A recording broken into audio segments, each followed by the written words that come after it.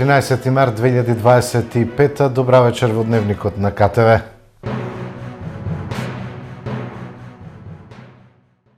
Советот на општина Кавадарци денеска ја одржа редовната 54-та седница, усвоени завршните сметки на општината и општинските институции. Пред советниците на Кавадаречкиот совет денеска се најдоа завршните сметки за минатата година на општинскиот буџет и на општинските институции. Остварувањето на вкупните приходи по сите основи за периодот 1 јануари 2024 31 декември 2024 е во износ од 1 милиарда 158 милиони 98.662 денари во однос на планираните 1 милиарда 281 милион 918.000 денари или во проценти 90,34%, стои во образложението на годишната сметка на општина Кавадарци. Координаторот на советничката група на СДСМ Вуко Мелов забележа за слаба реализација, како што рече, особено во капиталните приходи и расходи. Истакна дека вкупниот долг на општината по сите основи бил 388 милиони денари, а тоа покажувало сериозна задолженост. Независниот советник Јован Златевски рече дека реализацијата на приходите можела да покаже финансиска стабилност на општината, треба да се образложи нискиот степен на реализација на одредени ставки, додаде Златевски. Председателот на Советот, доктор Стојан Чорамов, во својата дискусија направи анализа на реализацијата на основниот буџет во изминатите 3 години. Констатира дека почната е реализацијата на значајни капитални проекти. Пофалби за финансиското работење минатата година на општина Кавадарци искаже и советникот Горан Кузмановски. Градоначалникот Митко Јанчев, одговарајќи на забелешките на Мелов, истакна дека капиталот на општина Кавадарци е зголемен за 4 до 5 пати. Се осврна на реализираните проекти, а најави во следниот период реализација на нови 120. Што се однесува до забелешките дека општината е високо задолжена, Јанчев истакна дека долгот кој го има општина Кавадарци бил незначителен за општина како Кавадарци. Општина Кавадарци се движи во вистински правец. Гордост е да се биде градоначалник на општина Кавадарци, подвлече Јанчев. На денешната седница беа усвоени повеќе предлог одлуки и извештаи, а поминаа извештаите за работењето на ЈП Комуналец, мини хидроелектрични централи Лукар, јавните предпријатија Паркинг, Градски превоз и Јасмин. Советот на општина Росоман утре ќе ја одржи 51-та седница. Пред советниците ќе се најдат неколку годишни, односно завршни сметки и извештаи. Советот на општина Росоман утре петок со почеток од 14 часот ќе ја одржи 51-та редовна седница. За оваа седница засега се предвидени вкупно 7 точки на дневниот ред. Советниците ќе ги разгледаат годишните завршни сметки за 2024 година на јавната општинска установа Детска градинка Праскичка, на општинското основно училиште Пере Тошев и на заедничкото јавно предпријатие стационар Шепа Кавадарци. Потоа, како четврта точка, советниците ќе разгледаат и завршната годишна сметка на општина Росоман, а потоа и годишниот извештај за работа на општината. Шеста точка е предлог програмата за финансирање на изработка на урбанистички планови и локална урбанистичка планска документација, а последна точка ќе биде предлог решението за формирање на комисија за стипендирање на талентирани ученици и студенти.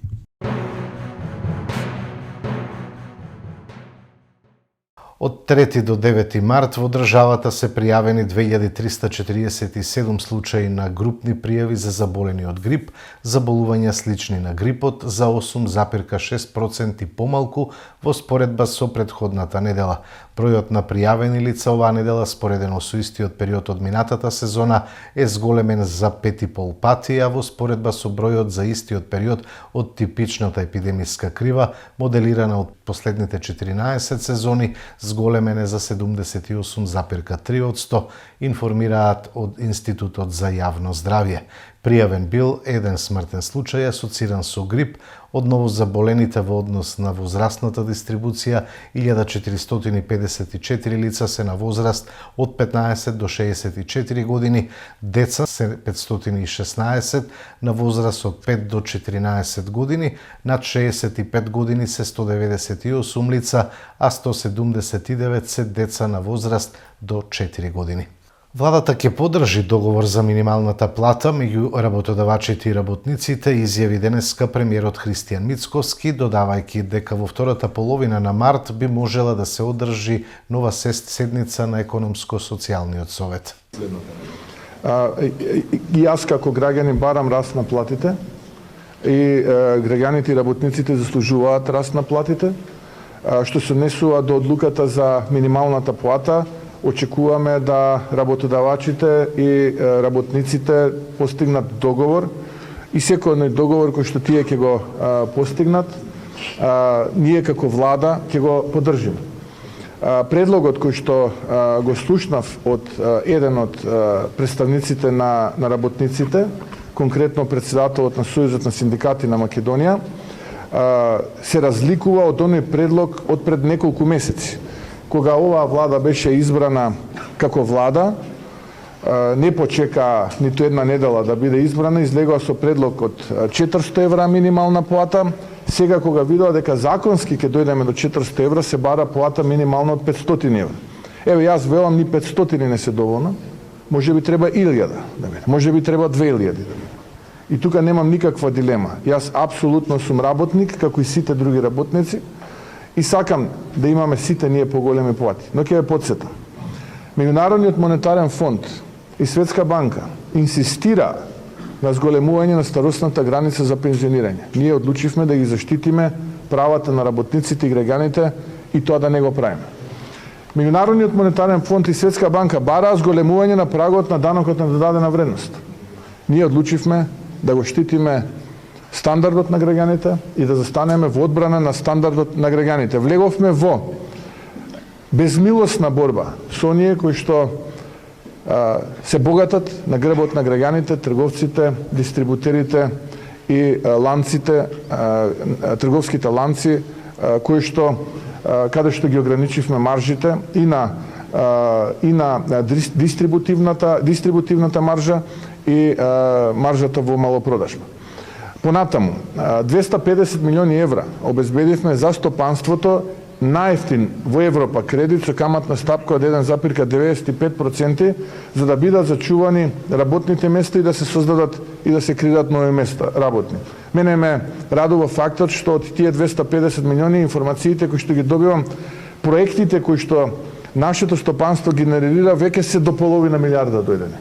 И наместо 5.000 нови работни места, веќе сме до 10.000 нови работни места. Во јануари 5% расте извозот. Во 2024 држава сме со најголем број странски инвестиции по глава на жител на Балканот и меѓу трите во Европа. Понатаму, имаме раст на туризмот од 4,4-4,7% во јануари месец, односно број на ноќевања и број на туристи. Имаме за 8,5% поголеми приходи, за 3,5% помали расходи во буџетот во јануари месец. Имаме раст на кредитирањето од 11,7% во јануари месец. Двоцифрен раст, од кој што 13% е за индустријата, а се уште не почнале да се користат унгарските средства и така натаму и така натаму. Ние како влада ќе сториме се да обезбедиме вистински услови за водење бизнис, а тоа подразбира честна работа, борба против криминалот и корупцијата и се што е во интерес на граѓаните согласно законот и уставот. Да сумирам, тоа што ќе го договорат работниците и работодавачите, ние ќе го почитуваме. Во меѓувреме имаме јасен закон и ќе постапиме согласно закон. Гледате Дневник на КТВ, следуваат и останатите содржини. СДС и ДУИ заедно со нивните суди и обвинители се во акција за заштита на мазут мафијата. Обвинувања изнесени денеска на пресконференцијата на ВМРО ДПМН. Ланецот, СДС, ДУИ заедно со алките правосудство и мазут мафија го краделе народот и со украдените пари ги труеле граѓаните. Оваа спрега деновиве со случајот мазут мафија дополнително излезе на површина. Судството и обвинителството се во акција за одбрана на криминал тежок 167 милиони евра за канцероген мазот со кој се труеле граѓаните. За дел од набавките, според информациите во јавноста, немало ниту јавен повик, а владата предводена од СДС, кога премиер е Зоран Заев, а Венко Филипче министер за здравство, внимавајте, во една од набавките во декември 2021 година директно го помогнала купувањето на канцероген мазот со 15 милиони евра буџетски пари. Од тука обвинителството и судството ги штитат директно и Заев и Филипче. Дополнително, правосудниот систем на СДС и ДУИ, преку мерка куќен притвор за еден од осомничените, синот на пратеникот Јаховски, праќа порака дека ако го крадеш народот и ако при тоа со тие негови украдени пари дополнително и го труеш, следи само символичен чин притвор во домашни услови. Во целиот овој случај има и еден бегалец, тоа е Васко Ковачевски, поранешен директор на ЕСМ и човек од СДСМ. Постапките на судството и обвинителството покажуваат дека поединци од овој систем работат само по насоки од СДС и ДУИ и го штитат криминалот наместо да ја работат својата работа, која е воспоставување на владење на правото. Токму овој правосуден систем воопшто не се грижи за граѓаните, исто како што не се грижат и неговите работодавачи СДС и ДУИ. Колку за илустрација, иако изгласана недоверба на 5 судии од Судскиот совет во собранието, која ја представува народната волја, тие судии мува не ги лази. Судиите од Судскиот совет, за која изгласана недоверба, ладнокрвно велат ке си работели и понатаму, без разлика што довербата од граѓаните им е на ниво на статистичка грешка или околу 2%. На дело е спрегата правосуден систем, мазот мафија, СДС и ДУИ. Резултат е кражба и труење на народот. Затоа мора да се стави крај на ваквите случаи, а за тоа мора да има одговорност. ДПМН е да одговори за Пуцко Петрол како повторно кога е некој од ДУИ нема притвор, праша од СДСМ. Па ВМРО ДПМН е подобро да молчи кога станува збор за Пуцко Петрол и за Радко Капушевски. Јавноста знае дека тоа е бизнис кој што е изроден во времето кога ВМРО ДПМН и ДУИ беа коалиција. И еве само во последните 9 месеци, СДСМ веќе и соопшти, општините и институции кои што се раководени од ДПМН имаат склучено ова се тие документи 170 договори токму со Пуцко Петрол. И за тоа одговор треба да даде ДПМН. СДСМ секако дека ја поддржува истрагата и очекуваме целосно расветлување на случајот, но ДПМН треба да одговори на уште едно прашање, како тоа повторно, кога е обвинет некој од ДУИ, нема притвор, исто како што беше случајот со Артан Групи. Во Центарот за обука на МВР во Идризово денеска беше одржана свеченост по повод предавање на акредитацијата од Меѓународната асоциација на директори на полициски академии за стандарди и обуки, на кои своје обраќање има премиерот Мицкоски, министерот Тошковски, како и амбасадорката на САД Анџела Агелер. Ми преостанува да посакам успешна обука и успешно користење на овој објект, на генерациите кои што ќе го користат, да се заблагодарам лично на незината екселенција, амбасадорката Анџела Агелер, за незината лична поддршка и помош при реализацијата на овој проект, да му се заблагодарам на министерот Панче Тошковски, кој што заедно со својот тим, со соработниците се вложија несебично да ова све денеска изгледа вака како што изгледа.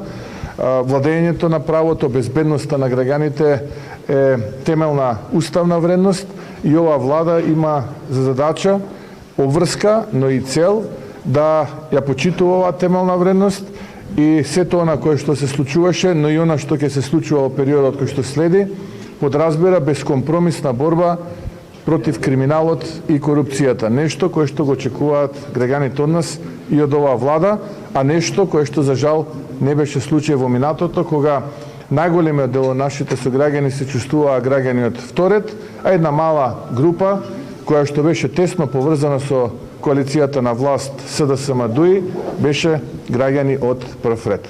Сега нема привилегирани, борбата против криминалот и корупцијата е безмилосна и така и ќе продолжи. Мораме да покажеме дека е неисплатливо да се занимавате со криминал и корупција во оваа држава.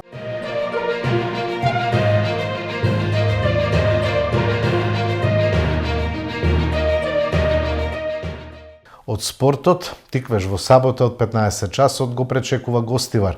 Заради борбата за опстанок, овој надпревар за кавадарчани ќе биде на се или ништо. Фудбалската репрезентација на Македонија ќе го започне новиот циклус на квалификации за светското првенство со дуелот на гостински терен кај Лихтенштајн на 22 март. Токму затоа, Фудбалските прволигаши и второлигаши ги заменија термините за одигрување на редовните кола предстојниот викенд. 24-тото коло во првата македонска фудбалска лига ќе се одигра во сабота на 15 март од 15 часот, но колото ќе го отворат Вардар и Шкендија, кои нивниот меѓусебен надпревар ќе го одиграат веќе утре, во петок. Во сабота Бреда во Струмица ќе го пречека тимот на Силекс. Бесак излезе на Мегдан со шампионот Струга. Шкупи на домашен терен ќе се соочи со Пелистер, додека Воска во Охрид ќе се сретне со екипата на Работнички. Во сабота од 15 часот на градскиот стадион во Кавадарци доаѓа амбициозниот тим на Гостивар, кој има претензии за највисок пласман во лигата, но на тиквеш му гори под нозете во борбата за опстанок, па сигурно е дека кавадарчани ќе одат на се или ништо. Второлигашите во недела од 15 часот ќе ги одиграат средбите од 21-то коло. Ако нема некои поголеми изненадувања, ова коло би требало да помине во знакот на фаворитите. Македонија Ѓорче Петров дома го чека Енерджијата Вардарски. Башкими е домаки на Вардар од Неготино, а Брегалница во Штип го пречекува Скопје. Додека најинтересно би требало да биде во дуелот помеѓу четврто и петто пласираниот тим на табелата Арсими и Саса. Во останатите средби се среќаваат Беласица Новаци, Охрид Победа, Детонит Кожув и Борец Осогова.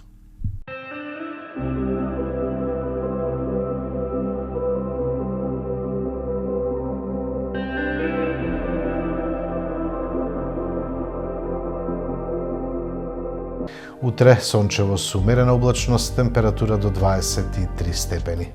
Го гледавте Дневникот, благодарам за вниманието, имајте пријатни мигови.